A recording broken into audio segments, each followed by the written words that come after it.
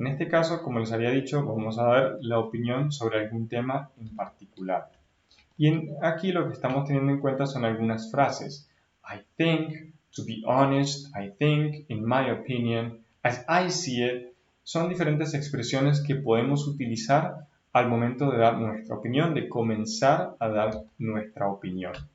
También podemos utilizar frases cuando, digamos, estamos de acuerdo, tenemos mucha certeza sobre algún tema en particular. Podemos decir, I strongly believe that, I'm sure that, I'm convinced that.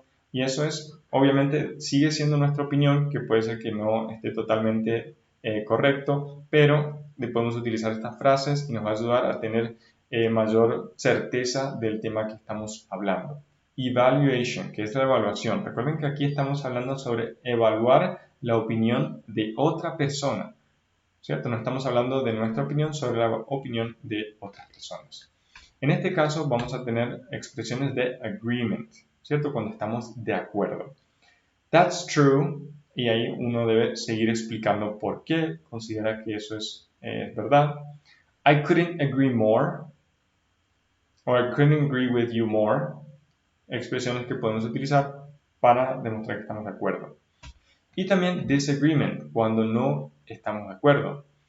I don't think so. I'm afraid I disagree. That's not always true. Son diferentes expresiones. Ahora, que es muy importante tener en cuenta también es el hecho de que nosotros no necesariamente tenemos que estar de acuerdo con el evaluador.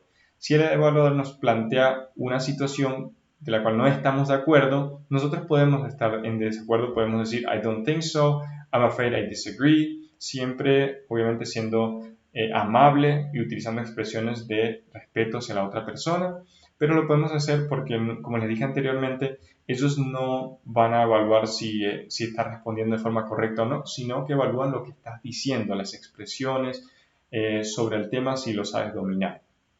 Entonces lo podemos utilizar tranquilamente. Y después de utilizar alguna de estas frases, debes explicar por qué estás de acuerdo o no, como ya les dije anteriormente. Estas son simplemente para comenzar las oraciones. La siguiente es future. En este caso se te pedirá predecir cómo cambiar algún tema en el futuro. Entonces, lo normal que podemos utilizar es will, pero es una expresión básica, por lo que es ideal poder utilizar otras. Y acá te voy a mencionar otras que puedes utilizar. Estas son frases con las cuales puedes comenzar. It is likely that, it is probable that, it is predicted that, or I foresee. Y también puedes utilizar condicionales, the conditionals if. If we continue to contaminate the environment, then, estamos hablando de que si esto sigue sucediendo, entonces esto va a suceder. En cierta forma es una causa-efecto también, pero estamos hablando de algo sobre el futuro. Entonces, de esta forma podemos responder con estas expresiones y también utilizar condicionales para hablar sobre el futuro. Cause and effect.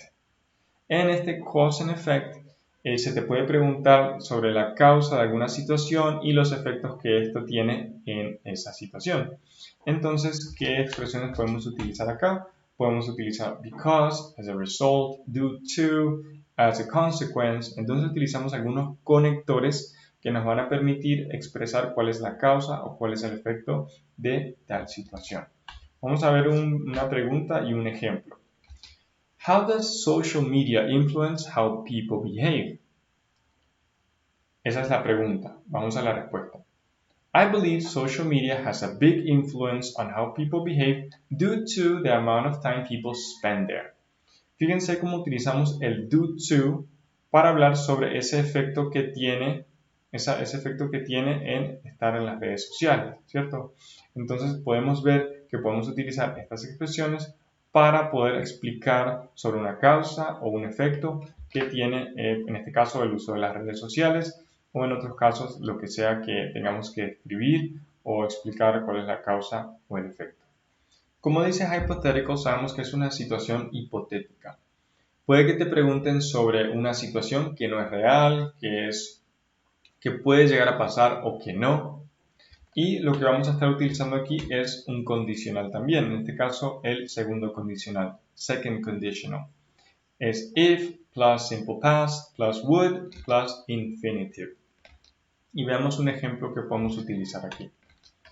En este caso, if you were the principal of your school, what changes would you make? Estamos hablando de un caso hipotético, porque yo no soy el director de la escuela, ¿cierto? Entonces, en este caso, voy a suponer o voy a hacer dar un ejemplo de un caso hipotético. Podría decir, if I were the principal of the school, I would change the dress code. I believe that the dress code, bla, bla, bla, y sigo hablando, ¿cierto? Entonces, ¿qué estoy haciendo acá?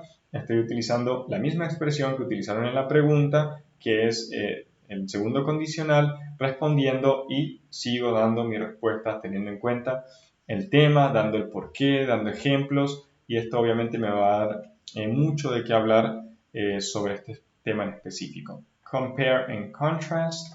Aquí vamos a comparar dos cosas, vamos a utilizar expresiones comparativas, como por ejemplo better, worse, cheaper, etcétera, etcétera.